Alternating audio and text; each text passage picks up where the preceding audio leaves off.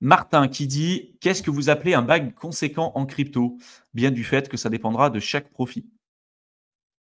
Chaque profil, pardon. T'en penses quoi, Théo? Bah, Pour toi, un bag a fait, conséquent, c'est quoi? mais il a fait la question et la réponse en fait, parce que Ah, effectivement, un bag quoi. Non, non, non, mais la réponse est dans la question. Au final, ça dépendra de chaque profil. Au final, un bag pour Mark Cuban ou Kevin O'Leary, un bag conséquent, il sera différent du bag de mon bag, de ton bag, Martin, parce que forcément, chaque personne a des objectifs différents. Donc, c'est vrai qu'un bag conséquent en crypto, ça dépend, ça dépend ce que tu entends par là. Après, comme jalon qu'on peut essayer de donner, mais c'est vrai que c'est pas l'objectif de tout le monde non plus. Tu vois, est-ce que, parce que je vois beaucoup passer ça sur Twitter en ce moment. Est-ce que c'est le bag pour make it, donc c'est-à-dire le bag à life partir du changing moment. gains. Ouais, c'est ça, le bag qui te permet de quitter ton taf, de dire, tu vois, genre, de te barrer de ton taf, de faire, te dire c'était une stratégie de j'investis pour vivre de mes rentes, d'avoir la liberté financière, tous ces thèmes-là, FIRE, tout ce que tu peux mettre derrière. Est-ce que c'est le bac qui te permet de faire ça? Qu'importe tes objectifs, parce qu'il y a des mecs, ils ont envie de se barrer le plus tôt possible, ils ont envie de vivre avec 500 balles par mois en Asie du Sud-Est comme des clodos. Bon, mais pourquoi pas, tu vois, genre, si tu as envie de faire ça, ça peut être une forme de liberté financière. Après, est-ce que tu as envie d'avoir un niveau de vie en France à 2000 euros par mois? Et est-ce que ce bac crypto, si tu le réinvestis en truc traditionnel, va te permettre de faire ça? Du coup, est-ce que ça sera un bac conséquent? Ou alors est-ce que tout simplement, c'est un bag qui représente, même si ce n'est pas recommandé, je ne sais pas, 90%, 70%, 60% de ta net worth, donc du total des actifs que tu as. Et même si tu peux te dire, j'ai envie d'investir grand maximum 20%, 30% de l'argent que j'ai dans la crypto-monnaie, voire 10%, voire c'est tout un ombrelle entre 0 et 100 qui est OK, même si pour des personnes qui débutent, et en général, c'est bien de ne pas non plus être exposé à 80, 60, même plus de 50% en crypto, ça peut commencer à devenir problématique. Mais en période de bull run, quand il y a tous les actifs qui montent, tu peux te retrouver sur des pourcentages qui sont un peu. Moi, c'est ce qui m'est arrivé. Au final, j'ai quand même une répartition de portefeuille qui est quand même sur différentes classes d'actifs. Mais forcément, quand je regarde les trucs par rapport aux autres classes d'actifs, la crypto en bull run et sur le dernier cycle, tu dis ouais, OK, donc je suis monté à un gros pourcentage. Et du coup, mon bac de crypto était conséquent par rapport à mes autres actifs. Mais ça va dépendre un peu de la définition de chacun. Et, euh, et tout le monde aura un bac conséquent qui sera différent. Mais ça dépend de ce que tu mets derrière, quoi. Ouais, puis après, tu vois, tu as aussi beaucoup de personnes qui vont dire sur Internet, j'ai même fait une vidéo sur YouTube qui expliquait ça, des gens qui disent, de toute façon, si tu as 100 balles à investir en crypto tous les mois, ou 50 euros, ou 200 euros, ça vaut pas le coup, investis pas, ça sert à rien, tu gagneras pas d'argent. Et moi, je suis pas d'accord avec ça. C'est-à-dire que oui, si ton objectif, c'est de te dire, je vais faire du life-changing gains, je vais devenir multimillionnaire en investissant 100 euros par mois en crypto, ouais, a priori, il y a quand même peu de chances que tu y arrives. Après, moi, je suis convaincu que même si on a un petit bag, on doit pouvoir le faire parce que ça va nous apprendre énormément de choses. Tu vois, en termes de compétences, d'expérience et tout. Et les erreurs que tu vas faire, parce que tu vas en faire dans tous les cas, même si tu es formé, tu vas en faire. Parce qu'on ne sait jamais comment on va réagir avec le marché crypto et des erreurs. Tu vois, même nous, on en a fait, on continuera d'en faire, ça fait partie du jeu. Et il vaut mieux que ces erreurs, tu le fasses avec un petit portefeuille plutôt que tu le fasses avec un gros portefeuille. Et en 4 ans, en crypto, tu vas apprendre bien plus que peut-être en 20 ans sur les marchés financiers. Et je vois pas comment tu peux être capable de gérer un portefeuille à plusieurs millions si déjà tu n'es pas capable de gérer un portefeuille à 1000 balles, tu vois.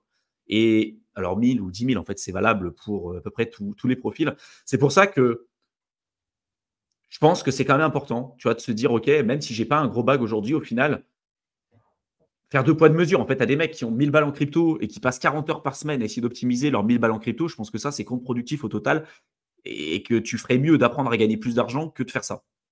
Par contre, le fait de t'exposer à la crypto et déjà juste de voir d'un point de vue psychologique ce que ça représente pour toi, la hausse, la baisse, de faire tes premières erreurs, tu vas commencer à arriver, tu vas dire ah ça augmente, je vais acheter, ah punaise j'ai acheté un top, bah, je vais revendre et hop ça repart à la hausse, donc tu vas te prendre les portes des saloons des deux côtés, tu vas te faire éclater des deux côtés, mais il vaut mieux que tu fasses ces erreurs-là tôt avec un petit capital plutôt que tu le fasses avec un gros capital et c'est après de l'expérience que tu auras pour la suite. Tu vois, tu as des gens qui restent sur le côté parce qu'ils disent bon, au final, ça vaut pas le coup, mais que ce soit en bourse ou partout. Hein.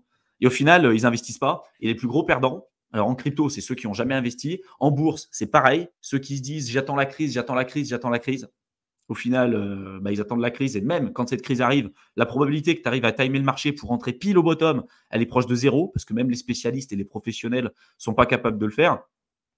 Et en plus de ça, si tu as attendu 15 ans pour atteindre cette baisse, peut-être que le point bas de cette crise, il est nettement plus haut que le point auquel tu avais eu accès peut-être 15 ans auparavant. Tu vois.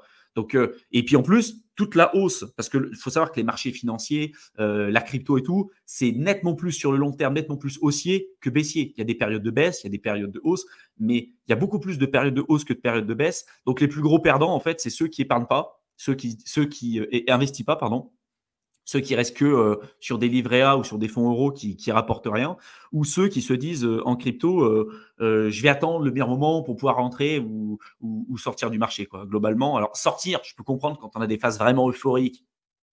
Maintenant que tu es dans la crypto depuis un certain temps, tu commences à le voir quand même. Il y a des signes qui ne trompent pas. Tu ne pourras pas timer le top, mais tu pourras te dire, OK, j'achète la dépression, j'achète la capitulation. Quand il y a des news pourries comme FTX, Celsius, Luna ou ce que vous voulez, là, a priori, tu achètes quand même plus le bas que le haut. Et quand tout le monde vous dit, oh là, on va avoir des bonnes news, il y a la Bitcoin conférence, il y a les élections américaines, machin, on a quand même plus de bonnes news qu'en 2022-2023, quoi. Donc, voilà, moi, je pense qu'il y a aussi ce deux poids, deux mesures. Et après, le faire par rapport à votre situation personnelle. Le problème, c'est qu'il y a beaucoup de gens qui viennent en crypto pour faire du life changing, qui sont déjà dans une situation personnelle et professionnelle qui est désastreuse, qui n'est pas équilibrée.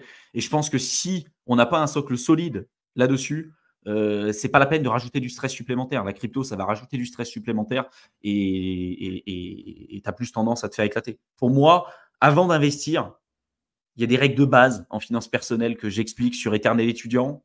J'ai mis la chaîne dans la barre d'infos, mais avoir une épargne de sécurité, avoir une bonne capacité d'épargne, une bonne capacité d'investissement, avoir un niveau de vie qui est plus bas que l'argent qu'on va être capable de garder, qu'on va être capable de générer. C'est des règles de base, hein, mais il y a beaucoup de gens en crypto qui ne comprennent pas ça et qui après utilisent des effets de levier, qui empruntent de l'argent qu'ils n'ont pas pour investir en crypto, qui se disent, tiens, vu que ça augmente le marché, si j'avais investi plus tôt et si je n'avais pas fait mon DCA, je serais plus riche aujourd'hui. Donc, leurs règles de gestion de risque, ils ne la tiennent plus à jour. Et du coup, quand le marché augmente, ils disent, allez, j'investis tout d'un coup, paf, le truc, ça va dumper, ils vont revendre à la baisse.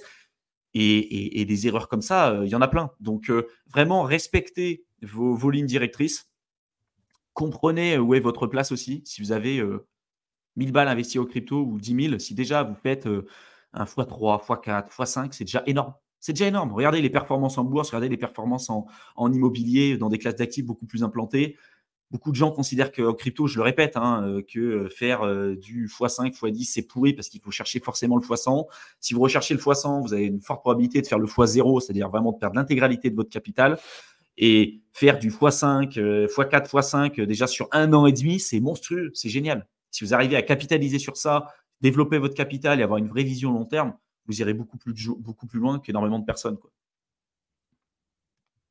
On se répète, je sais que des fois c'est chiant pour certaines personnes qui sont en live, on se répète, mais c'est important.